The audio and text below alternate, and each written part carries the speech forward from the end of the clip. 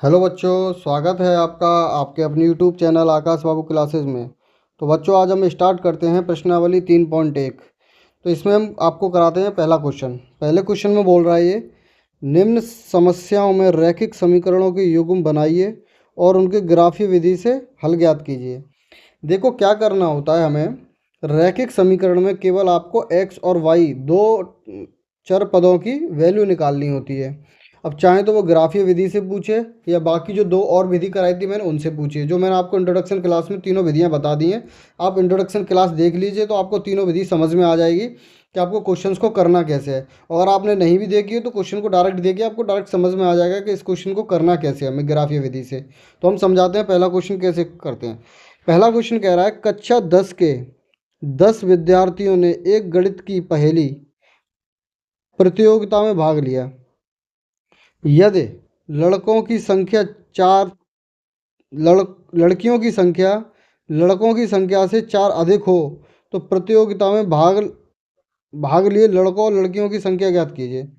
तो हमें इस क्वेश्चन को करना है बेटा। इसमें हमें पता तो है नहीं कि लड़के कितने हैं और लड़कियां कितनी हैं। तो हम मान लेते हैं, माना लड़कों की संख्या x और लड़कियों की संख्या y। तो लिख देते हैं हम क्वेश्चन पहले का फर्स्ट पार्ट। माना लड़कों की संख्या x मान लेते हैं हम और लड़कियों की संख्या मान लेते हैं y।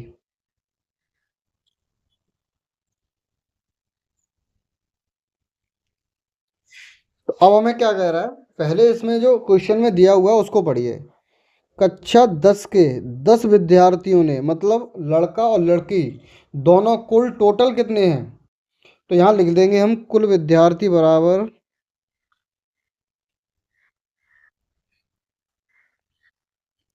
10। जब हमारे कुल विद्यार्थी 10 हैं तो आप बताइए, कुल विद्यार्थियों को हम लड़का और लड़कियों को जोड़ देंगे तो कुल विद्यार्थी हो जाएंगे। तो लड़कों की संख्या कितनी है x और लड़कियों की संख्या कितनी है y। अगर हम इन दोनों को जोड़ देंगे तो कितना निकल के आएगा 10। तो ये समीकरण कौन सा बन गया बच्चों, पहला। आपको क्या करना है, किसी भी तरीके से अगर इसको आपको क्वेश्चन दिया जाए तो आपको इसमें ये ऐसे ऐसे टर्म देगा आपको कि जिसमें दो समीकरण बन जाएं। तो जिसमें क्या किया हमने, पहला समीकरण तो बना लिया, अब इसमें कुछ ना कुछ ऐसा और बोला होगा जिससे दूसरा भी समीकरण बने। जैसे कि इसने बोला है दूसरा, यदि लड़कियों की संख्या लड़कों की संख्या से 4 अधिक है। अगर ये लड़कियों की संख्या है, बराबर कर दूं मैं लड़कों की संख्या के। अगर मैं लड़कों की संख्या में 4 जोड़ दूंगा तो लड़कियों की संख्या बराबर हो जाएगी। तो यहाँ से आपको ये समझ में आ गया कि लड़कों की जो संख्या है लड़कियों की संख्या से 4 कम है, या ये बोल दो, या लड़कियों की संख्या जो है लड़कों की संख्या से 4 अधिक है। तो लड़कियों की संख्या y है, लड़कों की संख्या x है। अगर इसमें मैं 4 जोड़ दूंगा तो ये लड़कियों की संख्या के बराबर हो जाएगा। तो इस समीकरण हमने कौन सा मान लिया, 2। अब हमें क्या करना है, ग्राफीय विधि से सॉल्व करना है। आपको देखो 3 विधि दी हुई है, जिस भी विधि से बोले उस विधि से आप सॉल्व कर दो। इसमें सबसे पहले बोला हुआ है कि आप ग्राफीय विधि से सॉल्व करिए, तो आप ग्राफीय विधि से सॉल्व कर दो। आपको विलोपन विधि से बोले तो विलोपन विधि से सॉल्व कर देना, और एक और विधि उससे बोले तो उससे सॉल्व कर देना। लेकिन आपको समीकरण तो बनाने ही पड़ेंगे। जिस तरीके से इसमें ये जो शब्दार्थ दिए हुए हैं कि टोटल संख्या 10 है तो आपका एक समीकरण बन गया। लड़कियों की संख्या लड़कों की संख्या से 4 अधिक है, इससे दूसरा समीकरण बन गया। अब हम इससे क्या करेंगे, ग्राफ के क्वेश्चन कैसे सॉल्व करते हैं वो देख लेते हैं। तो ग्राफ के क्वेश्चन सॉल्व करने के लिए 2 डब्बे बना लो। जैसे कि पहला डब्बा ये बना लिया मैंने, और इसमें क्या करोगे आप, इस तरीके से ये बना लिया। अब इसमें हम क्या करेंगे, पहला तो है तुम्हारा x और दूसरा है y। इसका मतलब क्या है, इसका मतलब ये है कि जो हमारा पहला समीकरण होगा ना, x प्लस वाई बराबर 10, इसमें x और y की जो वैल्यू निकालेंगे वो इस डब्बों में रख देंगे। और दूसरा है तुम्हारा, पहले पहला निकाल लेते हैं फिर दूसरा निकालेंगे बच्चों। तो हम रखते हैं सबसे पहले x plus y equal to 10। अब इसमें हमें क्या करना होता है कि पहले हमें कोई भी वैल्यू एक मान लेते हैं। जैसे कि इसमें हमने अगर x बराबर 5 मान लिया, तो अब हम इसमें रखेंगे, इस वाले समीकरण में तो क्या करेंगे, x की जगह रखेंगे 5 प्लस वाई बराबर 10। तो अब y इक्वल टू कितना हो जाएगा बच्चों, 10 माइनस 5 इक्वल टू 5। तो हमने क्या किया कि अगर x की वैल्यू मैंने 5 रखी तो y की वैल्यू कितनी निकल के आ गई बच्चों, 5। जो हमने ये निकाला है यह एक रफ वर्क है, आप इसको पेपर में नोट नहीं करोगे, आप केवल पेपर में नोट करोगे समीकरण, और जो मैंने बॉक्स बनाया इस तरीके से इसको आप रफ पेज पे निकालोगे और यहाँ पे लिख दोगे। ठीक है बच्चों, अब हम इसमें क्या करेंगे, एक डब्बे का तो निकाल लिया हमने, अब हम दूसरे का निकालते हैं। अब x की वैल्यू आप रैंडमली कुछ भी रख लीजिए, रख के देखिए x की वैल्यू रैंडमली, तो पहली वैल्यू हम 5 रख ली, तो दूसरी वैल्यू हम रखेंगे 4। तो यहाँ हम लिख देते हैं कि x plus y equal to 10। तो अब हम क्या करेंगे, x इक्वल टू 4 रखने पर, तो 4 प्लस वाई बराबर 10, वाई बराबर 10 माइनस 4, तो वाई बराबर कितना निकल आया बच्चों। जब हमने x की वैल्यू 6 रखी तो y की वैल्यू कितनी आ गई बच्चों, 6। वो बाई x की वैल्यू अगर हमने 4 रखी तो y की वैल्यू कितनी आ गई, 6। तो x की वैल्यू 4 और y की वैल्यू 6। इस तरीके से हमने क्या किया कि x प्लस वाई बराबर 10 की दो वैल्यू निकाल ली, एक तो x की दो वैल्यू हमने पुट की थी, तो y की दो वैल्यू निकल आई। अब इसको ग्राफ पे कैसे शो करेंगे ये हम देखते हैं, लेकिन ये केवल एक ही समीकरण की निकली है। अब हम दूसरे समीकरण की निकालेंगे, y बराबर x प्लस 4, वाई बराबर x प्लस 4। तो निकालते हैं नेक्स्ट की। एक मिनट बच्चों, इरेज कर लेता हूँ इसको, ये रफ वर्क है, ये आपको रफ वर्क में करना है, केवल ये ध्यान रखना है, आपको सबको नोट नहीं करना है। तो दूसरे समीकरण की हम वैल्यू रख लेते हैं, जैसे कि एक बॉक्स बना लेते हैं दूसरे समीकरण का।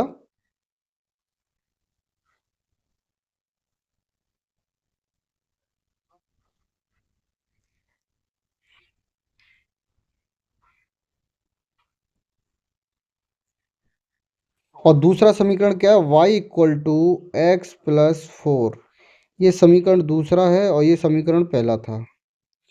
अब दूसरे समीकरण के हम क्या करेंगे, x और y की वैल्यू निकालेंगे, तो निकालते हैं।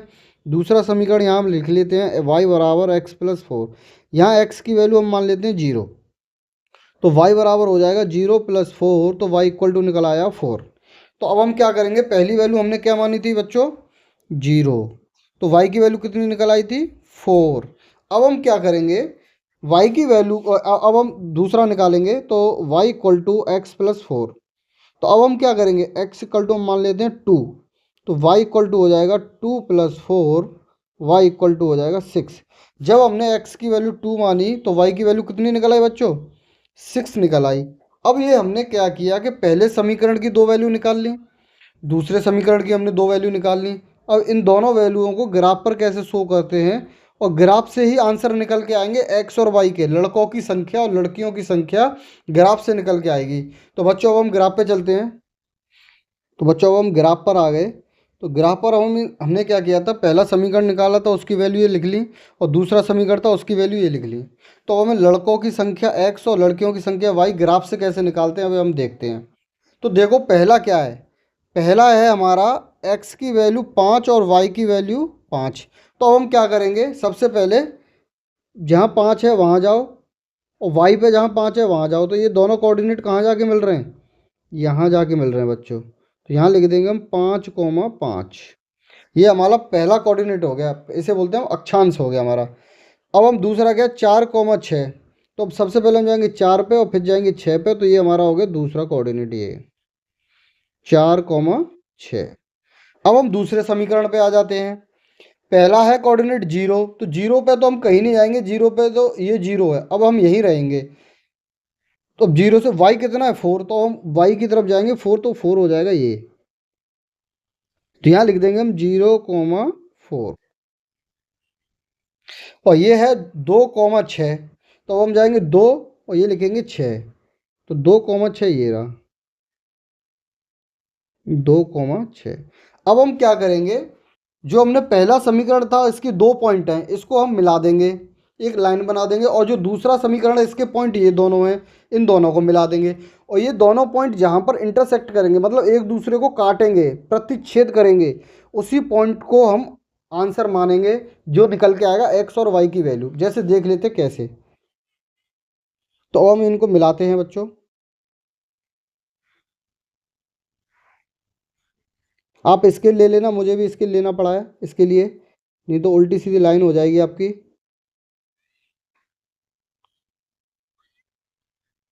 ये हमने लाइन खींच दी 4,6 और 5,5 पर बच्चों। अब हम दूसरी लाइन खींचेंगे 0,4 और 2,6 के जो पॉइंट है इस पर। आप एक क्वेश्चन को बहुत अच्छे से समझ लीजिए पहले को, तो अब इसका जो दूसरा पार्ट है आप उसको बहुत आसानी से कर पाओगे। तो ये देख लेते हैं कि ये कहाँ पर मिलेंगे एक दूसरे से।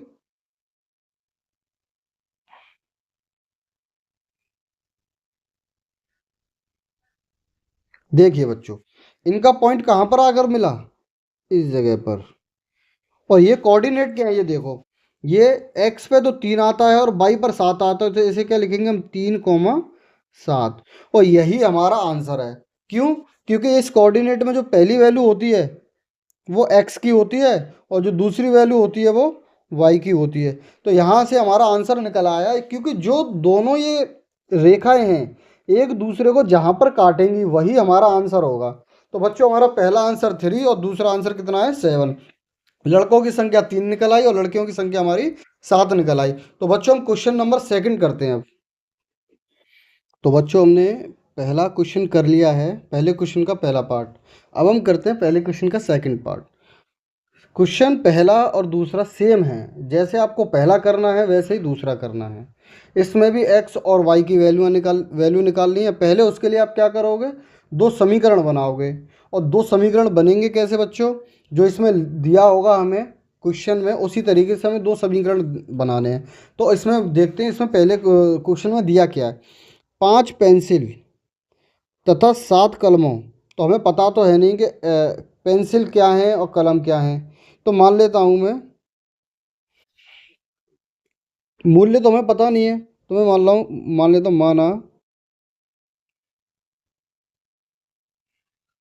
पेंसिल का मूल्य ₹X और कलमों का मूल्य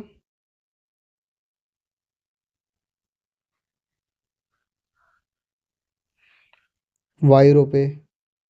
लेकिन इसने क्या बोला है, 5 पेंसिल। तो आप एक बात बताइए, आपके पास मान लो कोई पेंसिल है वो ₹2 की है, तो 5 पेंसिल कितने रुपए की हो जाएंगी, तो आप क्या करोगे, 2 में 5 का गुणा करोगे, जभी तो आपको पता चलेगा कि वो पेंसिल कितने रुपए की हो जाएंगी, टोटल ₹10 की। तो इसने कहा है एक पेंसिल का मूल्य ₹X है, तो 5 पेंसिल का मूल्य कितना हो जाएगा बच्चों, 5X। तो आपको ये समझ में आया। तो यहाँ बोला 7 कलमों का मूल्य, तो देखो एक कलम का मूल्य ₹Y है, तो 7 कलमों का मूल्य कितना हो जाएगा, 7Y। तो इतना समझ में आया आपको। तो बस ये छोटा सा चीज़ है, आपको समझना चाहिए, फिर उसके बाद हम क्या करेंगे, इसको सॉल्व करेंगे आगे। देखो, पहले बोला 5 पेंसिल, तो हम लिखेंगे 5 पेंसिल प्लस 7 कलम, 7 कलम। इन दोनों का मूल्य मिलाकर कितने रुपए बनता है बच्चों, ₹50। तो हमने क्या कर लिया, इसको पहला समीकरण मान लिया। हमने आपको समझाया था आपको समीकरण मानने कैसे हैं, ये आप समझ गए होंगे। अब दूसरा समीकरण क्या है, दूसरा समीकरण कह रहा है 7 पेंसिल, तो पेंसिल का मूल्य, एक पेंसिल का मूल्य कितना है, ₹X। देखो ये क्या है, ₹X एक पेंसिल का मूल्य है, तो ये हो जाएगा 7X। 7 पेंसिलों का मूल्य हो जाएगा 7X प्लस 5 कलमों का मूल्य, तो 5 कलमों का मूल्य हो जाएगा 5Y। टोटल इनका मूल्य कितना है, ₹46। तो ये मान लेंगे हम समीकरण नंबर सेकंड। तो सबसे पहले आप क्या करोगे, इनके नीचे बॉक्स बनाओगे और इनकी दो दो वैल्यू निकालोगे। तो हम इनके नीचे बॉक्स बना लेते हैं बच्चों। ये एक्स है, ये वाई है।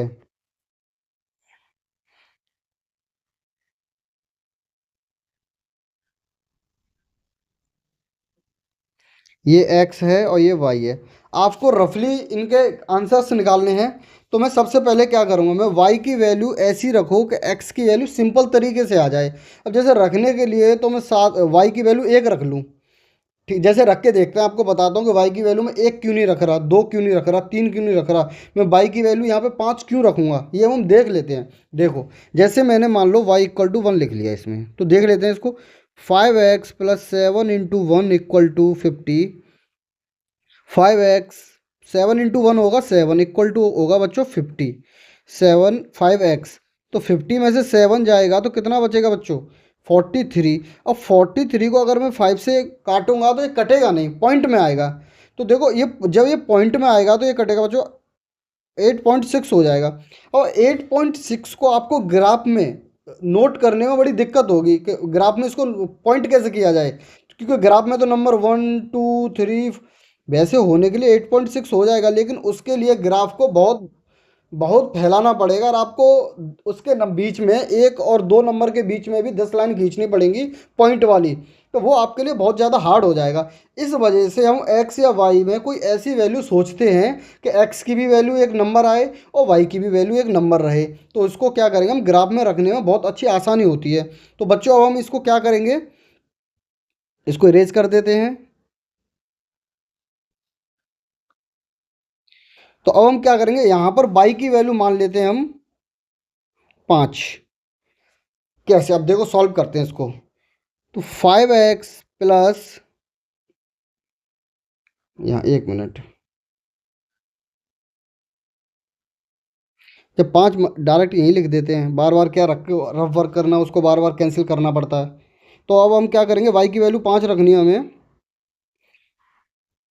तो 5x + 7 वाई की वैल्यू कितनी रखी हमने बच्चों, 5 = 50। इसी वजह से ये जो क्वेश्चन है हम क्या करते हैं, इसका सॉल्यूशन रफ वर्क में करते हैं, क्योंकि ये बार बार आप क्या करोगे, y की वैल्यू रख के देखोगे, फिर इसको कैंसिल करोगे, फिर x की वैल्यू रख के देखोगे, उसे कैंसिल करोगे। तो इस तरीके से तो ये क्वेश्चन आपका बहुत ज़्यादा हौच पौच हो जाएगा, बहुत बेकार लगेगा क्वेश्चन देखने में। तो इस वजह से आप क्या करोगे, इतना भी जो वर्क करोगे जिसमें x और y की आपको वैल्यू निकालनी है, वो सब आपको रफ पे करना है। और उसमें क्या है, ये केवल एक्स और वाई के बॉक्स निकाल के आपको वैल्यू रख देनी है, और इन्हीं बॉक्स को जो पॉइंट इसमें पॉइंट दिए होंगे उनको ग्राफ पे शो करने के बाद में जो रेखा एक दूसरे को जहाँ पर काटेंगी और काटते समय जो पॉइंट बनेगा वही पॉइंट आपका आंसर कहलाएगा बच्चों, उसको बोलते हैं हम ग्राफीय विधि से सॉल्व करना। तो अब हम इसमें क्या करेंगे, 5x 7 × 5 होगा बेटो 35 = 50। तो 5x = 50 - 35 = होगा 15। तो 5 से कैंसिल करेंगे 15 को, तो x बराबर आएगा बच्चों 3। तो हमने यहाँ जब y की वैल्यू 5 रखी तो x की वैल्यू कितनी आई, x की वैल्यू निकल के आई बच्चों 5। तो अब हम क्या करेंगे, नेक्स्ट क्या मान लेते हैं, 0। जब हम 0 मानेंगे तो इसको इरेज कर देते हैं, नेक्स्ट सॉल्यूशन करते हैं। अगर इसको 0 मान लिया तो हम क्या करेंगे, 5x + 7 × 0 = 50। तो 5x, अब आप कह रहे हो कि इसको 0 कैसे मान लिया, 5 कैसे मान लिया, ये बात मैंने आपको पहले ही समझा दी है कि आपको ऐसी वैल्यू माननी है कि आपको y की ऐसी वैल्यू मानो कि x की वैल्यू एक नंबर आए, पॉइंट में ना आए। जैसे कि मैं y यहाँ 0 मान रहा हूँ तो ये तो 0 हो जाएगा। तो हम क्या करेंगे, x से यहाँ पर 5 से अगर 50 में भाग देंगे तो आंसर 10 आ जाएगा। लेकिन y की वैल्यू अगर मैं कुछ और मानता हूँ तो जो x की वैल्यू पॉइंट में आएगी, इस वजह से मैं y की वैल्यू को कुछ और नहीं मान रहा, पहले मैं 5 माना और दूसरे में 0 मानूंगा।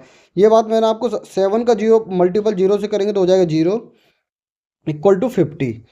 देखो 0 को ऐड करते हैं तो 0 हट जाता है 50, 5 से ये डिवाइड हो जाएगा तो x बराबर आ जाएगा 10 बच्चों। तो यहाँ लिख देंगे हम 10।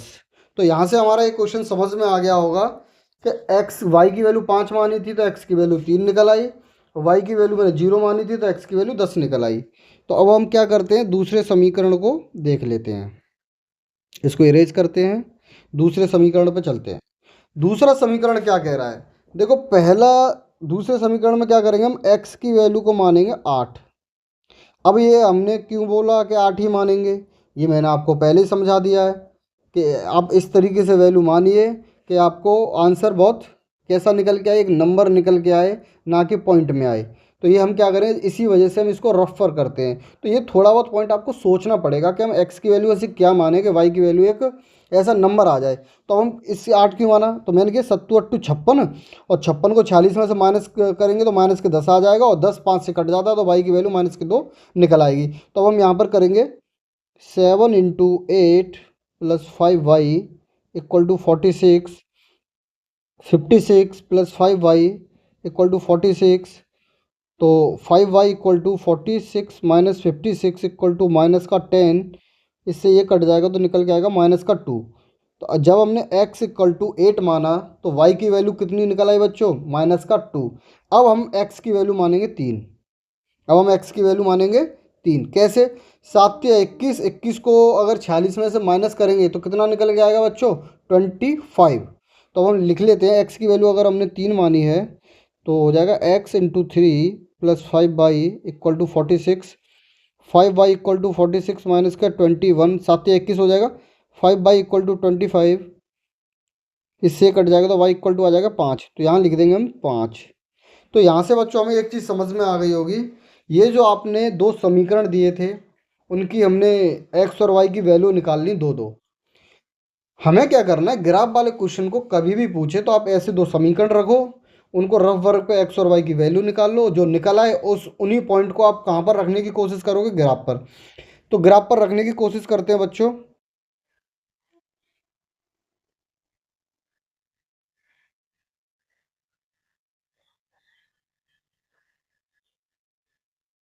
देखिए, तो ये मेरा ग्राफ है। अब इस ग्राफ पर मैंने 5x प्लस 7y बराबर 50 की वैल्यू हमने 3, 10 और 5 और 10 निकाली थी। यहाँ पर 8 माइनस 2, 3 और 5 निकाली थी। अब ये दोनों समीकरण से जो लाइन बनेगी और जो लाइन जहाँ काटेगी वही हमारा x और y की वैल्यू होंगी, जो हमने क्वेश्चन नंबर फर्स्ट में समझने की कोशिश करी थी और हमें समझ में आ गया था अच्छे से। तो अब हम क्या करेंगे, 3 और 5, 3 और 5 इसका पॉइंट कहाँ पर है ये देख लेते हैं। 3, 5, तो इसका पॉइंट बनेगा बच्चों यहाँ पे, तो लिख देंगे हम 3, 5। दूसरा हमारा 10, 0, तो ये बनेगा हमारा 10 पे, तो यहाँ जाएंगे हम, तो ये आ जाएगा 10, 0। अब नेक्स्ट क्या बनेगा बच्चों हमारा, 8, -2। तो पहले तो हम 8 पे जाएंगे पॉजिटिव, तो 8 पे चले गए हम पॉजिटिव यहाँ पर। अब आएंगे -2 निगेटिव, तो आ जाएंगे यहाँ 8, -2। अब नेक्स्ट क्या, 3, 5। तो देखो 3, 5 पहले से ही हमारा पॉइंट आउट हो चुका है, इसका भी 3, 5, इसका भी 3, 5। तो अब हमारी दो लाइन खींचेंगी, एक तो 3, 5 से 10, 0 तक, एक 3, 5 से 8, -2 तक। दोनों समीकरण की अब लाइन बनाएंगे हम। तो बनाते हैं, लाइन कैसे बनती है बच्चों।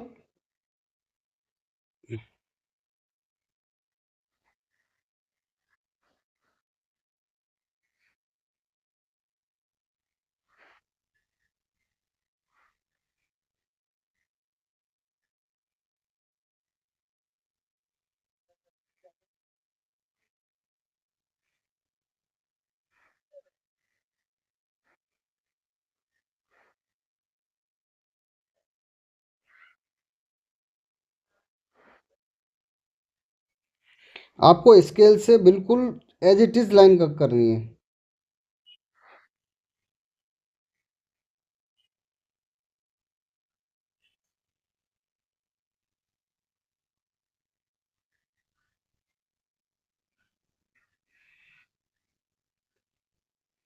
ये हमारी लाइन बन गई देखो।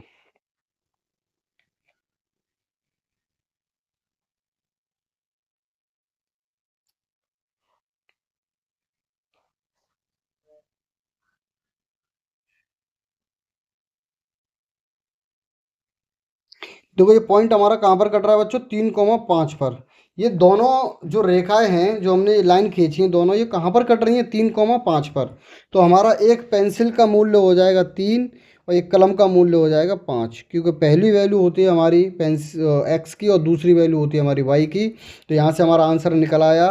तो ग्राफीय विधि से हम क्वेश्चन का आंसर निकालना सीख गए कि पहले आपको बॉक्स बना के समीकरण की एक्स और वाई की वैल्यू निकालनी है, फिर उसको ग्राफ पर शो करना है पॉइंटों को, उन दोनों लाइन को खींचना है, जहाँ पर वो कटेंगी वो आपका आंसर हो जाएगा।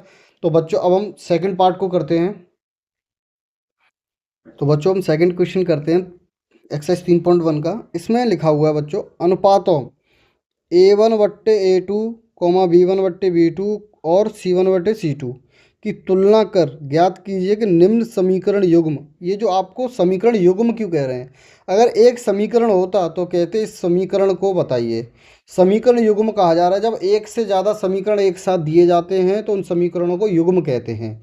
तो निम्न समीकरण युग्म द्वारा निरूपित निरूपित रेखाएं एक बिंदु पर प्रतिच्छेद करती हैं, समांतर होती हैं या संपाती होती हैं। जैसे कि हमने अभी पहला क्वेश्चन किया है तो उसमें दोनों रेखाएं एक दूसरे को काट रही थी।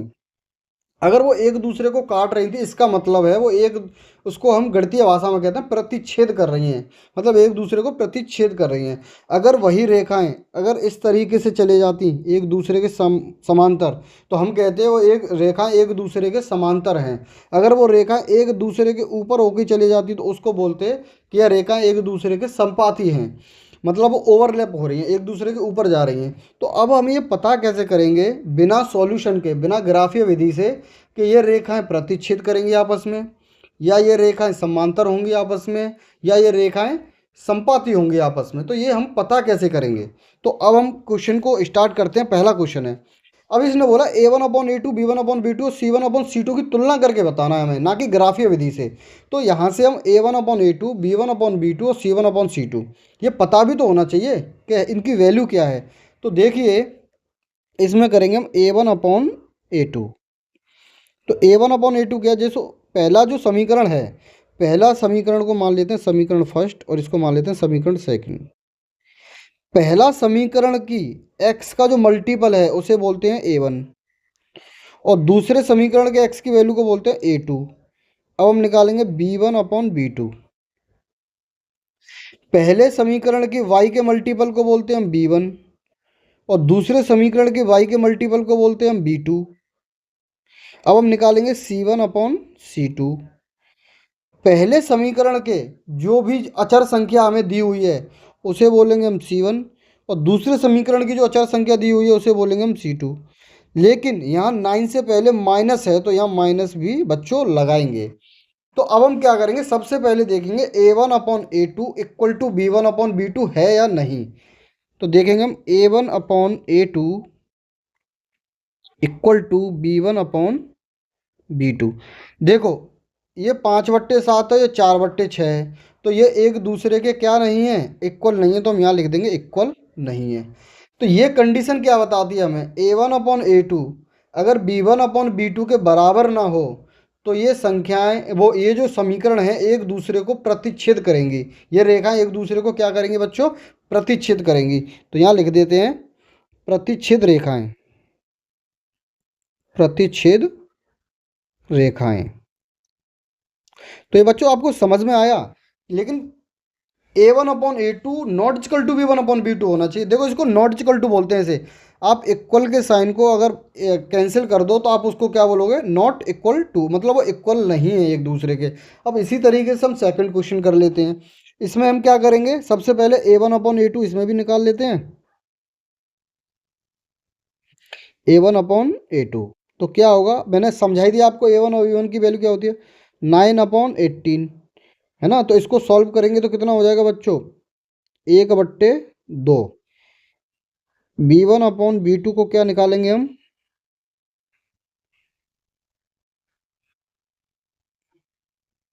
B1/B2 को निकालेंगे 3/6। तो ये भी कैंसिल हो जाएंगे आपस में, ये भी 1/2 बचेंगी।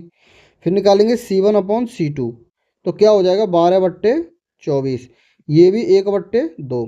मतलब देखो A1/A2 भी बराबर है B1/B2 के, भी बराबर है C1/C2 के। मतलब ये तीनों जो समीकरण हैं A1/A2 B1/B2 C1/C2 1/2 1/2 1/2 तीनों बराबर हैं। अगर आपको ये कंडीशन दिख जाए तो आप क्या करोगे, ये दोनों रेखाएं एक दूसरे के संपाती होंगी। क्या होंगी बच्चों, संपाती। संपाती क्या होता है, संपाती ऐसी रेखाएं जो एक दूसरे के ऊपर जाएं। जैसे ग्राफ पर जब हम रेखाएं बनाएंगे इन समीकरणों की, तो ये रेखा एक दूसरे के ऊपर होके जाएंगी, तो उसका क्या होता है, वो रेखा क्या कहलाती है, संपाती। अब ये तो हमें ग्राफ में पता चल गया कि एक दूसरे के ऊपर होके जा रही है, लेकिन इस कंडीशन में अगर A1/A2 B1/B2 और C1/C2 अगर ये तीनों बराबर आ जाएं तो हम मानते हैं कि ये रेखा कैसी है, संपाती हैं। तो यहाँ कर लिखेंगे संपाती रेखाएं, संपाती रेखाएं। ठीक है बच्चों, अब हम थर्ड क्वेश्चन, थर्ड पार्ट कर लेते हैं। इसमें भी A1/A2 निकालेंगे। तो A1/A2 निकाल लेते हैं, कैसे निकलेगा, 6/2। तो अब इसे हम 3 से काटेंगे। हमेशा इसमें डिनोमिनेटर में कुछ ना कुछ आप रखोगे, जैसे कि 2 से 6 3 बार कट गया, तो आप इसको 3 छोड़ के नहीं छोड़ोगे, आप 3 के नीचे 1 भी लिखोगे, क्योंकि आपको A2 की भी तो वैल्यू पता होनी चाहिए। और किसी भी वैल्यू के नीचे हम 1 रख सकते हैं, कोई फर्क पड़ता नहीं है, ये हमने बहुपद में भी सीखा था। B1/B2 निकालेंगे बच्चों, तो निकलेगा -3/-1, माइनस से माइनस कट जाएगा तो बचेगा 3/1। अब निकालेंगे हम C1/C2, तो होगा 10/9। तो बच्चे यहाँ पर हम तीनों को लिख लेते हैं पहले। A1/A2 equal B1/B2 equal C1/C2। अब देखो यहाँ क्या करना है हमें। देखो A1/A2 क्या है, 3/1। B1/B2 क्या है, 3/1। मतलब A1/A2 और B1/B2 तो बराबर हैं, लेकिन C1/C2 3/1 नहीं है। तो मतलब ये क्या है, ये बराबर नहीं होगा। अगर ये बराबर नहीं है तो हम क्या कहेंगे बच्चों, अगर ये कंडीशन आ जाए तो ये रेखाएं एक दूसरे के समांतर होंगी। तो क्या लिख देंगे हम यहाँ पर, समांतर रेखाएं, समांतर रेखाएं। अब देखो इसमें पहले पार्ट में एक चीज़ और बताता हूँ आपको। मैंने यहाँ पर A1/A2 निकाला, B1/B2 निकाला, यहाँ C1/C2 क्यों नहीं लिखा मैंने।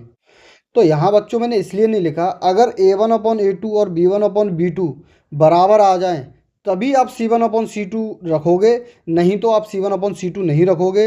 अगर A1/A2 B1/B2 ही अगर एक दूसरे के बराबर नहीं आते तो फिर हमें C1/C2 रखने की ज़रूरत नहीं पड़ती, क्योंकि ऐसी कोई कंडीशन ही नहीं बनती। तो ये 3 कंडीशन है। A1/A2 not equal to B1/B2 आ जाए बच्चों, तो ये रेखा कैसी होंगी, प्रतिच्छेद होंगी, एक दूसरे को काटेंगी।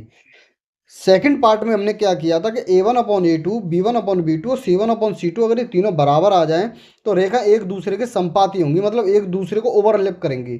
फिर हम क्या करें, तीसरे पार्ट में हमने देखा था कि A1/A2 equal to B1/B2 is not equal to C1/C2 आया है, तो ये रेखा एक दूसरे के समांतर होंगी, मतलब ये रेखा एक दूसरे के बराबर चलेंगी, एक दूसरे को कहीं नहीं काटेंगी।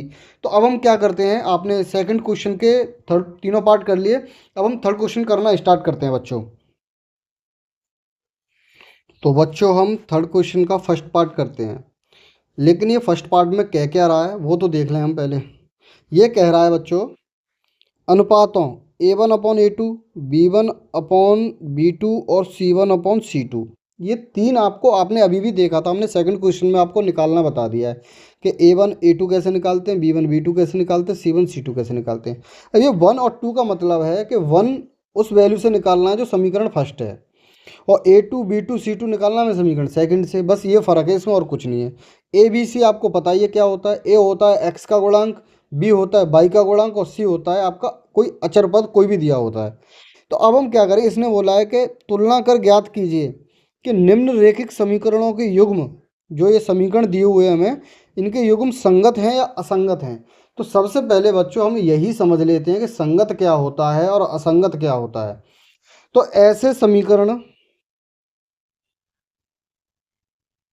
ऐसे समीकरण युग्म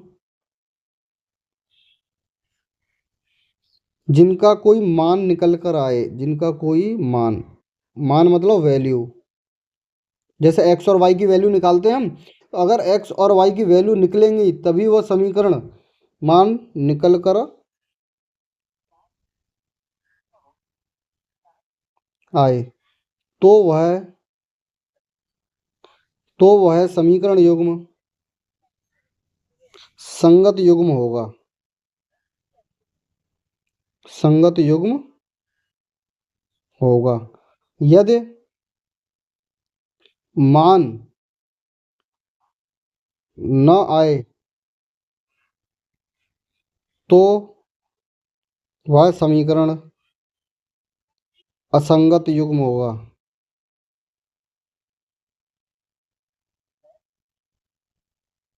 अब ऐसे कौन से समीकरण होते हैं, A1/A2 B1/B2 C1/C2 से कैसे पता चलेगा हमें कि कोई समीकरण संगत युग्म है या असंगत युग्म है। तो अब हम इसको देख लेते हैं एक बार कि कौन सा समीकरण संगत युग्म होता है, कौन सा समीकरण असंगत युग्म होता है। जैसे कि पहली कंडीशन मैंने आपको कराई थी अभी, A1/A2 is not equal to B1/B2। अगर इस तरीके से कोई कंडीशन आ जाए तो ये रेखाएं कैसी होती हैं? ये रेखाएं होती हैं प्रतिच्छेद।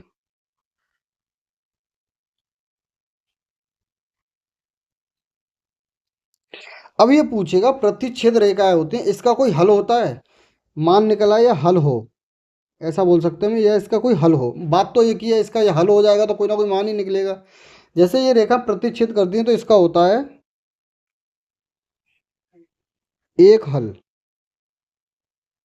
अगर हल है तो ये समीकरण कैसा हुआ बच्चों? ये समीकरण हुआ संगत युग्म।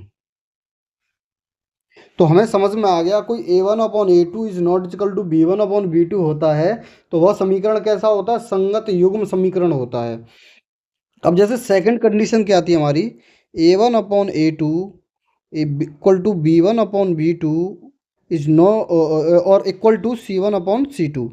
ये क्या था? ये संपाती रेखाएं थी, संपाती रेखाएं। तो इसके हल कितने होंगे? इसके अनेक हल होंगे। और जिसके हल होते हैं वो क्या होता है बच्चों? वो संगत युग्म होता है, वो संगत युग्म होता है। अब हम तीसरी कंडीशन देख लेते हैं कि तीसरी कंडीशन क्या है। a1/a2 equal to b1/b2 it not equal to c1/c2। अगर ये वाली कंडीशन है तो रेखाएं कैसी होंगी? रेखाएं समांतर होंगी, समांतर रेखाएं। और रेखाएं समांतर होंगी तो इसका कोई हल नहीं होगा। यहाँ लिखेंगे कोई हल नहीं, कोई हल नहीं। अगर कोई हल नहीं तो ये कैसा युग्म होगा बच्चों? ये होगा असंगत युग्म, असंगत युग्म। बस इसमें आपने ये समझ लिया कि ये तीन कंडीशन आपको पता होनी चाहिए। आप इन सभी पांचों क्वेश्चंस को 1 मिनट में निकाल के रख दोगे। अब कैसे? पहला क्वेश्चन नोट कर लेते हैं हम।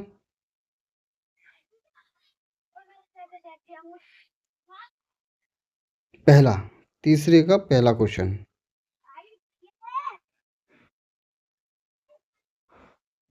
जैसे कि पहला का पार्ट है हमारा 3x + 2y इक्वल टू 5। ये समीकरण नंबर फर्स्ट है। और दूसरा क्या हमारा 2x - 3y इक्वल टू 7। ये समीकरण नंबर आपका सेकंड है। तो बच्चों इसमें हम क्या करेंगे, सबसे पहले a1/a2 b1/b2 और c1/c2 निकाल लेते हैं। तो निकालते हैं। देखो a1/a2 क्या होगा? 3/2। b1/b2 क्या होगा बच्चों?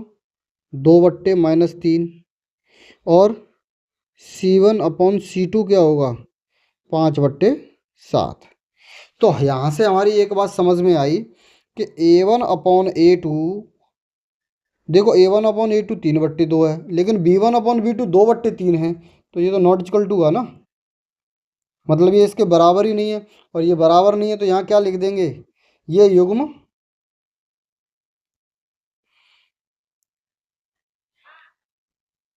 ये संगत युग्म है, ये संगत युग्म है। तो पहली कंडीशन आपको समझ में आ गई, ये संगत युग्म है।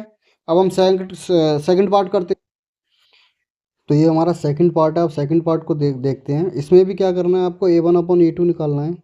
तो a1/a2 निकलेगा बच्चों 2/4। तो 2/4 को हम कैसे लिख सकते हैं? इसको कैंसिल करेंगे तो हो जाएगा 1/2। जब हम निकालेंगे b1/b2 तो लिखेंगे -3/-6। तो ये भी -3 से -6 कटेगा कितनी बार? 1/2 बार। फिर हम निकालेंगे c1/c2 तो निकलेगा 8/9। तो यहाँ से हमारी एक बात समझ में आई, a1/a2 1/2 है, b1/b2 भी 1/2 है। तो ये तो दोनों बराबर हो गए कि a1/a2 इक्वल टू b1/b2 के। लेकिन क्या हुआ? c1/c2 ये बराबर नहीं है किसके बच्चों? a1/a2 और b1/b2 के बराबर नहीं है। तो ये कंडीशन क्या कहलाती है? ये कंडीशन होती है जो रेखाएं समांतर हैं। और रेखाएं समांतर हैं तो इसका कोई भी हल नहीं होगा। तो यहाँ लिख देंगे अगर जिसका कोई भी हल नहीं होता है तो वो युग्म कैसा होता है, वो युग्म होता है असंगत। तो यहाँ लिख देंगे असंगत युग्म। ये हमारा कैसा आंसर है, असंगत युग्म वाला। तो हम क्वेश्चन नंबर कौन सा करते हैं बच्चों, क्वेश्चन नंबर करते हैं थर्ड। क्वेश्चन नंबर थर्ड में भी सेम टू सेम वैल्यू निकालनी है आपको। A1/A2 इक्वल टू निकालेंगे 3/2/9। तो अब ये क्या करोगे आप, इसको कैंसिल आउट करना कैसे सीखोगे आप जैसे। तो आप क्या करोगे, 3/2 × 9, इससे 3 बार कट गया तो ये हो गया 1/6। A1/A2 वो सॉरी B1/B2 आपको जब निकालना है तो आप करोगे 5/3/-10। तो ये हो जाएगा 5/3 × -10, ये 2 बार कट गया तो हो जाएगा -1/6 बच्चों। अब सेकंड आप क्या करोगे, नहीं थर्ड थर्ड क्या करना है, C1/C2 बराबर हो जाएगा 7/14 बराबर 1/2। तो आप क्या करोगे, A1/A2 not equal to B1/B2 है, क्योंकि A1/A2 तो 1/6 है, लेकिन B1/B2 माइनस के 1/6 है। तो आप क्या करोगे, A1/A2 not equal to B1/B2 के। अगर ये वाली कंडीशन है तो पहली वाली कंडीशन है। तो पहली कंडीशन में कौन सा हल होता है, ये संगत युग्म होता है, मतलब इसका एक हल होता है। और जिसका हल होता है वो कैसा युग्म होता है, वो संगत युग्म होता है। अब हम करेंगे question number fourth. Question number fourth में आप क्या करोगे, A1/A2 निकालोगे 5/-10, तो इसको कैंसिल करेंगे तो निकल के आएगा -1/2। B1/B2 को आप कैंसिल करोगे तो -3/6, तो इसको कैंसिल करोगे निकल के आएगा -1/2। C1/C2 बराबर आप हो जाएगा 11/-22 है, तो इसको कैंसिल आउट करोगे तो ये भी हो जाएगा -1/2। देखो आपने बच्चे ये चीज़ सोचा होगा, मैंने यहाँ था 5/-10 था, इसको कैंसिल आउट करके तो 1/-2 होना चाहिए, लेकिन मैंने तो -1/2 लिख दिया, ये कैसे हो गया। तो ये बच्चों आप ध्यान रखना कि कोई भी वैल्यू से 3/-5 लिखी तो ये इसको हम इस तरीके से फाइनल आंसर में हमेशा लिखते हैं -3/5, क्योंकि माइनस चाहे ऊपर हो चाहे नीचे हो बात एक ही है। इस वजह से माइनस को हमेशा ऊपर की तरफ लिखते हैं। तो ये याद रखना आप, ठीक है बच्चों। एक मिनट इरेज करते हैं, ठीक है। तो अब हम क्या करेंगे, इसमें क्या हुआ, इसमें सभी वैल्यू A1/A2 भी -1/2, B1/B2 भी -1/2, C1/C2 भी -1/2, तो मतलब इसमें सभी वैल्यू बराबर निकल आई। तो हम क्या करेंगे, A1/A2 इक्वल टू B1/B2 और इक्वल टू C1/C2। अगर ये वाली कंडीशन होती है तो हमने क्या पढ़ा था, युग्म संगत होता है। क्यों क्यों क्योंकि इस वाले समीकरण में अनेक हल होते हैं। तो यहाँ लिख दोगे आप संगत युग्म,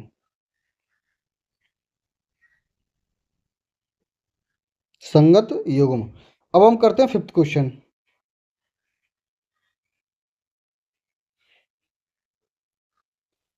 तो A1/A2 निकालेंगे हम 4/3/2। तो आप लिखोगे 4/3 2 से ये 2 बार कैंसिल हो जाएगा तो आएगा 2/3। तो B1/B2 आएगा बच्चों 2/3 और C1/C2 आएगा बच्चों 8/12। तो ये कैंसिल किससे हो जाएगा, 4 से। 4 से तो होगा ये 3 बार कैंसिल, 2 बार कैंसिल, और 4 से होगा ये 3 बार कैंसिल, तो ये भी हो जाएगा 2/3। तो यहाँ भी आपने देखा होगा A1/A2 आएगा 2/3, B1/B2 भी 2/3, C1/C2 भी 2/3, मतलब सभी संख्याएं बराबर आ गई। तो हम क्या करेंगे, A1/A2 equal to B1/B2 equal to C1/C2। और ये क्या होता है, ये एक संगत युग्म होता है, क्योंकि इसके अनेक हल होते हैं। तो हमने इस तरीके से थर्ड पार्ट के वो थर्ड क्वेश्चन के पांचों पार्ट कर लिए। तो अब बच्चों जो क्वेश्चन नंबर 4 5 6 7 जो बचे हैं, हम इसको नेक्स्ट पार्ट में आपको कराएंगे। ये पार्ट 1 है और ये पार्ट 2 आएगा। एक्सरसाइज 3.1 के 2 पार्ट करेंगे हम, ठीक है बच्चों। तो अब नेक्स्ट पार्ट देखना।